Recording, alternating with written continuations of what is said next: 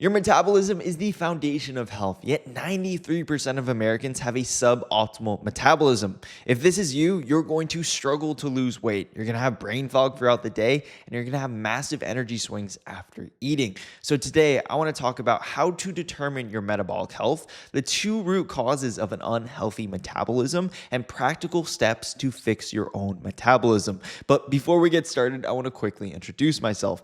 My name is Trevor, and I help scaling entrepreneurs turn health into their unfair advantage without becoming a full-time biohacker so they can perform better, feel better, and ultimately scale their business faster. Okay, let's get started. How do you fix your broken metabolism? First, we need to talk about what your metabolism is and why does it matter. Your metabolism is how your body converts food into usable energy. If it's broken, your cells aren't getting the energy they need. The main structure that does this is the mitochondria, and every one of your cells has it. If it's not functioning properly, your cells are going to be underpowered, and underpowered cells are a recipe for disaster. That's why metabolic dysfunction looks different across people. Depending on which cells are underpowered, you are going to get a certain effect. And this is why metabolic dysfunction can show up as chronic disease, energy swings, brain fog, poor recovery, or struggling to lose weight, and many other side effects. If your metabolism isn't dialed in, your energy and mental clarity are going to suffer, along with an increased risk of chronic disease. So what is driving metabolic dysfunction? At the core, it's broken mitochondria that can't efficiently supply energy to the body.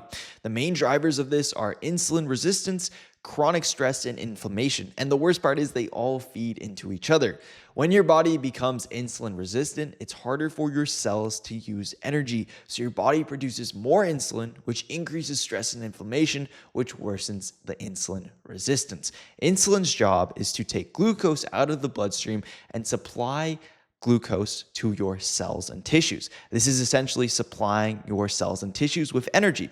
But when your cells and tissues start to become insulin resistant, they start to take less of that energy. They don't like insulin and they're not responding as much as they used to. So what your body does is produces more insulin. So your cells and tissues actually take all that energy. The problem with this, it increases stress and inflammation, and it also makes you more insulin resistant. So you get stuck in this vicious cycle.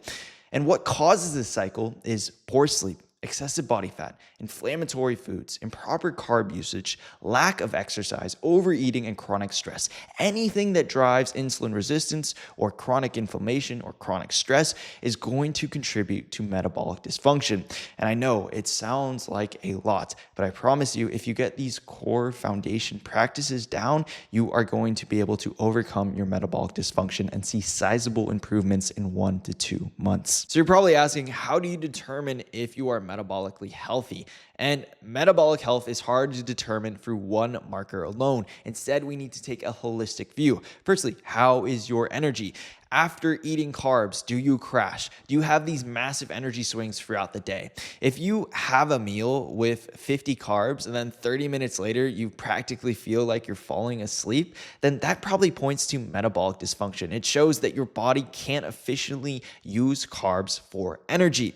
Also, do you have excessive body fat? If you have excessive body fat and specifically visceral fat, that's going to fuck with your insulin signaling, and that is going to contribute to insulin resistance. A great way to know if you have visceral fat or excessive body fat is by getting a DEXA scan, and it will actually tell you how much visceral fat you have. Another way is to measure your waist circumference, and if your waist is over 40 inches, for a man, then you are likely to have metabolic dysfunction because you have high amounts of visceral fat. Also, what does your blood work say? If you are insulin resistant, you're much more likely to have metabolic dysfunction, and that is what these markers are measuring. If your fasting glucose is over 100, if your fasting triglycerides are over 150, if your hemoglobin A1C is over 5.7%, and if your fasting insulin is over 10, you are likely insulin resistant. And to putting all this together and you take this holistic view, if you have multiple of these signs, you have the visceral fat, you have the energy swings, and you're insulin resistant based on your biomarkers, you are likely having some degree of metabolic dysfunction. And having one of these signs is not good. Ideally, you want all of these signs to not appear, and you are going to have good metabolic health. And also want to point out that for these markers, this is the threshold right before you're pre-diabetic. So ideally, you want these biomarkers to be a lot lower than what I have here. Okay, your metabolism isn't working the best. How do you fix your metabolism? You have the power to improve your metabolic health in 1 to 2 months with the right protocols. You might not be able to completely fix your metabolism in 1 to 2 months, but you're going to significantly improve it if you follow these protocols. And remember, the two root causes are insulin resistance and chronic stress and inflammation. So we're going to practice protocols that help to improve both of those. Firstly, we have exercise. Exercise is a powerful lever for mitochondrial health, weight training, HIIT, and endurance work. All of these different forms of exercise benefit the mitochondria differently, so we want to include all of them.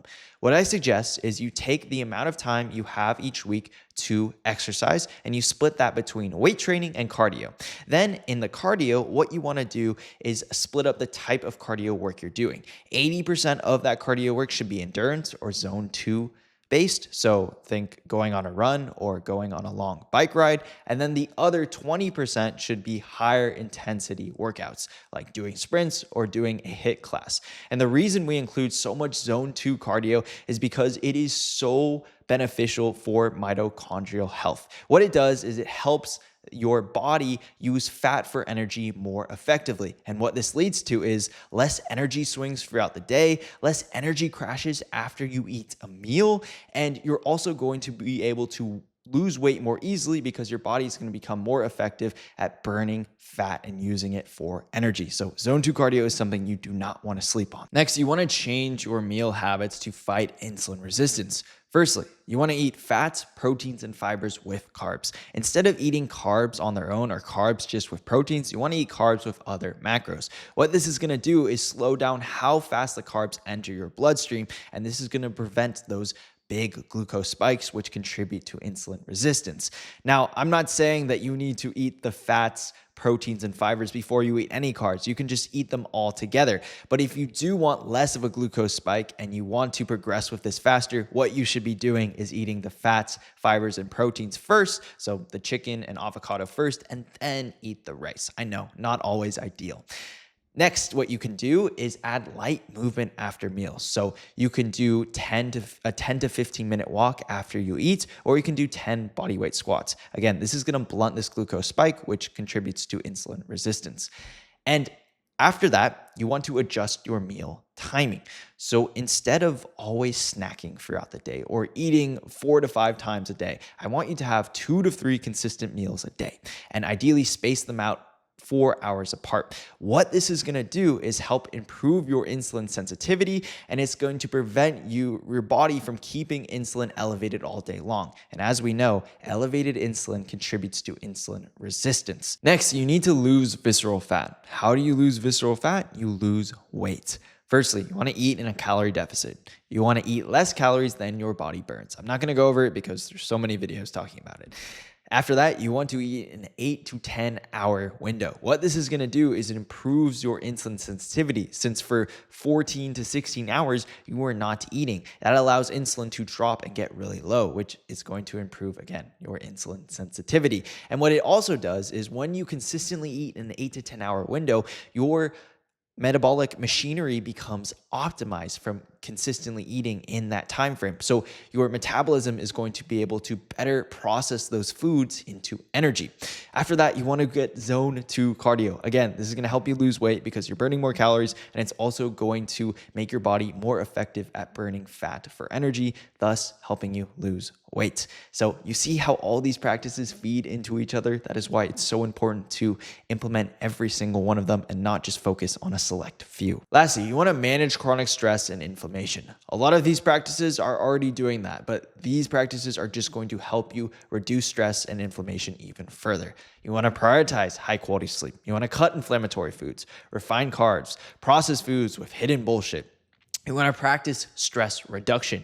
You want to spend time in nature. Nature is one of the most potent stress relievers. You want to spend time with your family and your friends. That's also great at reducing stress. And you want to practice breath work and meditation.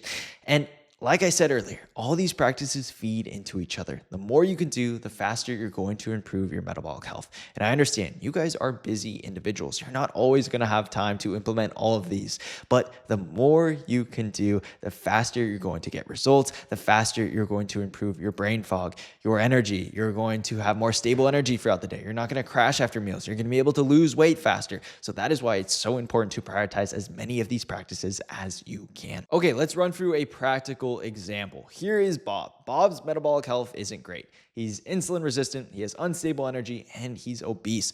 So we're going to implement some protocols to get his metabolic health back on track. Firstly, we have changing his meal habits. He's going to walk for 15 minutes after he eats. He's going to eat meals with all the macros, not just carbs. He's going to eat meals with fibers, fats, and proteins. He's also going to eat 3 consistent meals a day, so his insulin levels aren't constantly being spiked and they don't stay elevated throughout the day.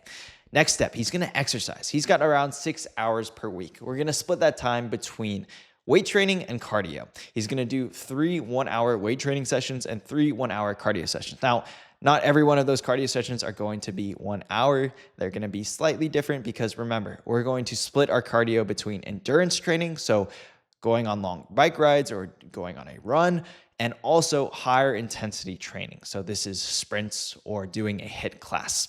Next step is weight loss, and exercise is obviously going to help with that. But what we're also going to have Bob do is he's going to eat in a calorie deficit. He's going to eat less calories than he burns, and he's also going to eat an 8 to 10 hour window to improve that insulin sensitivity and also have the metabolic machinery be optimized if he eats consistently in that 8 to 10 hour window.